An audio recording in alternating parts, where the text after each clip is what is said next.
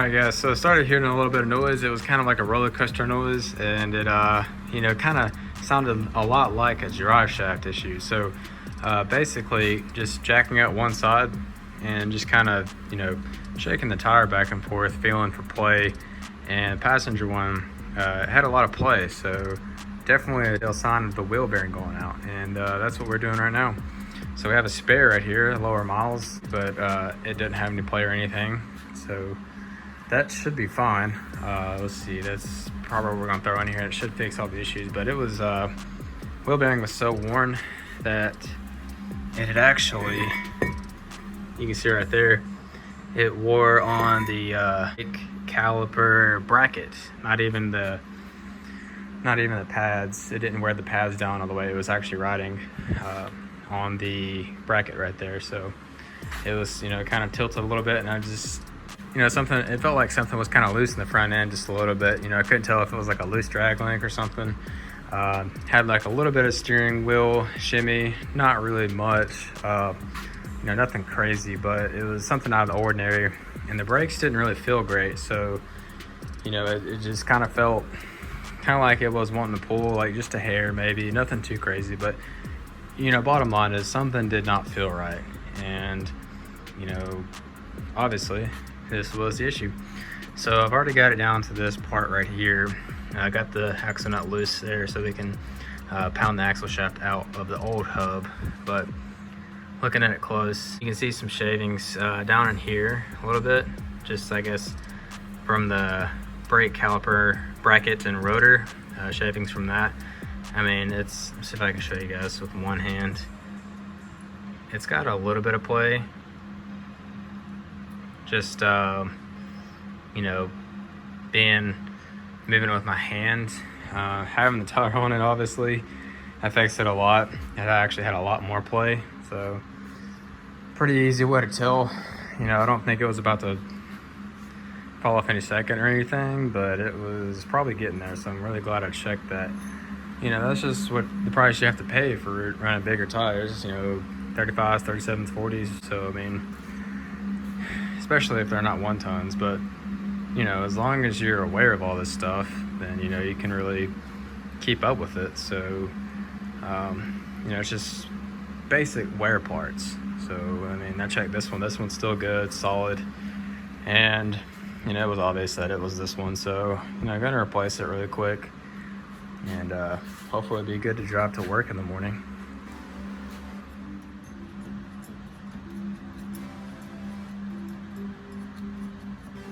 All right, old one is off, and it's right here. So this is the old one, and this thing is cooked.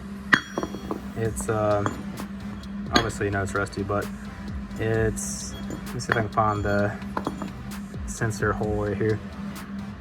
You see down inside there, it looks nasty, but you can even see right here where it's been wearing right there, that crack. So, and when you try to spin it, see if I can show you, it doesn't want to spin. It just gets caught, as you can see, like that. So it won't even spin past that point. So it's just, that's as far as it'll go. But anyways, that's what a blown wheel bearing looks like, and this is what a good one looks like. Nice and smooth, no play whatsoever. So when we put this one on, the tire will be nice and solid, move back and forth, there won't be any play whatsoever. It'll be nice and tight. So while I'm in here kind of checking things out, checking joints, the drag link, tie rod, make sure these are nice and solid, and ball joints obviously.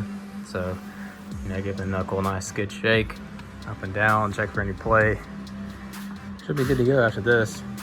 Pretty quick little swap, and it's definitely going to torque that axle nut down properly. So make sure you have the correct preload on that so we don't have any issues later down the road.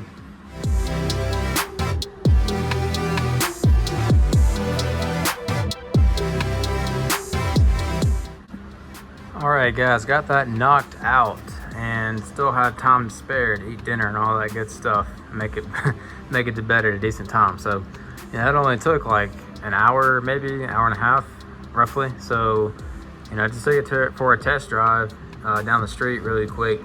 You know, I got it up to about 40 miles per hour, you know, hitting the brakes real good. And it drove honestly really nice and smooth. So, you know, I didn't feel any kind of shimmy in the wheel or anything weird with the brakes. So, you know, no noises either. So that's awesome. Drive shaft is still good. The stock drive shaft is still holding up. So yeah, that's cool. I didn't have to pull the drive shaft, you know, something else to do. But, you know, eventually have to get a Adams 1350, 1310, whatever. Probably don't need a 1350. Probably will get a 1310 drive shaft just because, you know, we don't have 1 ton, so we don't really need the strongest drive shaft. So anyways, that's all good to go. Let's see, driver's side wheel hub bearing should be good for a little bit longer. You know, if we start to notice anything else weird, then we'll know what it is. It's going to be that other side. So you know, pretty much just going through everything right now. It's good for now. It's fixed for now. So hopefully eventually soon we might be able to, you know, look at a new axle and just get everything new, you know, upgraded brakes, everything, all that, so we don't have to, you know, do it piece by piece, because, you know, we need gears, bigger brakes, drag link flip, and really would like hydro assist, but, you know, that we don't know how long that's going to take, because we don't really need hydro assist, but it would be nice. So, you know, something eventually. And then obviously a new front drive shaft. So, you know, for now, this is what we're doing, and everything is still working pretty good. So this is, you know, something we need to be, you know, mindful of, and we kind of, you know, see little signs here and there, just driving it every day. So just being aware of it all, and, you know, knowing what to check and what everything is and how it all works. So pretty simple, you know, once you kind of get some experience throughout the years. You know, I've had many stock axles, and replaced tons and tons of parts on stock axles on many different Jeeps, you know, not just JKs, but TJs as well. So a lot of that translates over, and, you know, this is a pretty quick little fix here after work one night, so worked out pretty well. And yeah, gonna get you guys updated here when we do something new to the Jeep next. Say one last thing really quick. Most of this, you know, being worn out was because of mud. You know, obviously, you know, this wheel and tire setup really does speed the process up of wearing out parts. It's, you know, it's obvious that, you know, this Jeep previous owner actually did do a lot of mudding throughout the years. And as you know, gritty, nasty, dirty water, mud really does get into bearings of any sorts of type, and not just in the axle, but, you know, possibly in your transfer case, or, you know, if you flood it, you know, whatever you have. But you know, mainly in the axles, you know, axle seals, all those, you know, diff bearings or whatever, if it gets in the diff, nasty stuff. Mud just being nasty in general. So I mean, previous owner, you know, going through all the mud through all those years, and then, you know, obviously you've seen the mud that we've gone through, you know, that really did speed up the process as well. And, you know, that's one of the main reasons why that wheel bearing had, you know, blown out. So, you know, thankfully we noticed it and caught it in time, you know, before it was too late. You know, it's just good to keep in mind out. So that's something you really need to consider if you plan on running, you know, any bigger size tire than stock. Because, you know, I've seen people blow wheel bearing hubs all the time with 35s. You know, it happens. TJs and, you know, parts wear out, obviously. But having this much offset, you know, obviously speeds it up. Most 44s, including the Rubicon 44s, use factory hubs and knuckles. Obviously, you know, if you wanted to get high steer knuckles, that's different. But what I'm trying to say is, this setup that we are currently running, you know, knuckles and wheel hub wise, it's going to be the same as it would be on a Rubicon 44. You know, people run beadlocks, 40s and 37s and stuff like that, wheel them every weekend, you know, on that setup. This setup right here is, you know, it's working for us, but obviously it's not recommended.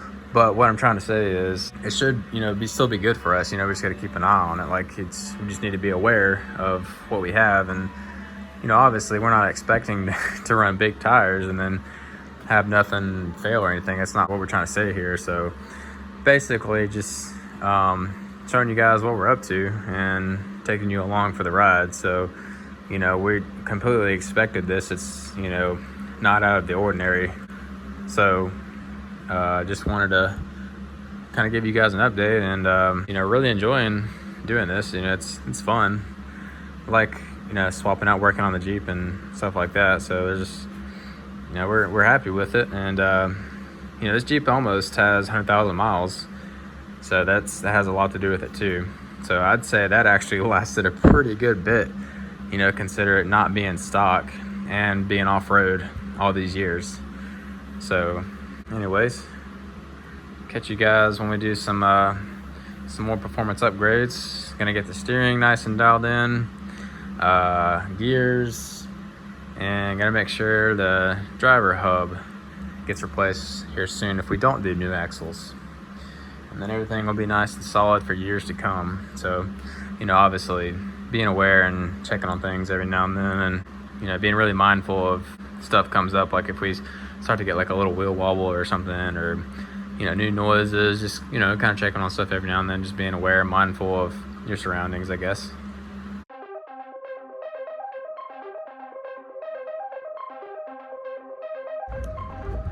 It is later Black Friday, and we went to Buffalo Wild Wings, but now we are at Best Buy, and it's still packed. Look at all these cars, all these people. I don't know if there's still any good deals or anything going on, but I guess we're about to find out.